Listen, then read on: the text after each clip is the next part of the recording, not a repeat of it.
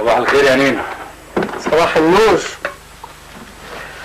ها، ناوي على ايه؟ ناوي على ايه؟ انا مستني بس حسن يرجع وهيبقى ليا كلام تاني مع ابويا. ايه ده؟ هو حسن ما باتش في البيت امبارح؟ حسن بيذاكر عند جماعه اصحابه وبات عندهم. المهم يا نينا، والله العظيم 3 لو ابويا ما طلق البت دي لاتبعها. انت تسكت خالص، ما تتكلمش ولا كلمه. الموضوع ده ما يتفتحش في بيتي نهائي، انت فاهم ولا لا؟ اصل يا نينا لا اصل ولا فصل، هي كلمه ما تستناش. انا لما بسالك ما بسالكش عن الموضوع ده، بسالك عن الوكاله. هيفضل حنا واقف كده؟ الوكاله لازم تتفتح، تروح لكوهين وتلموا العمال وتلفوا على التجار. كفايه عطله بقى. ونصيبي.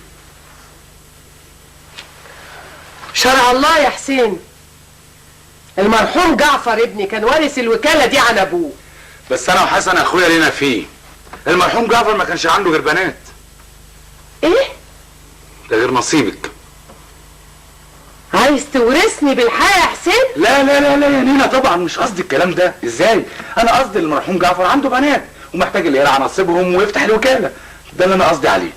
قصدك انا عارفاه كويس قوي. يو يا نينا، هو ما حدش يعرف يتكلم معاكي كلمتين عنه.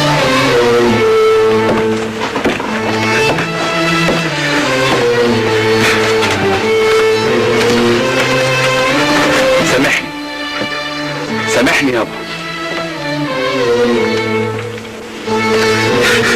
ارجوك تسامحني. اللي بيسامح ربنا يا ابني.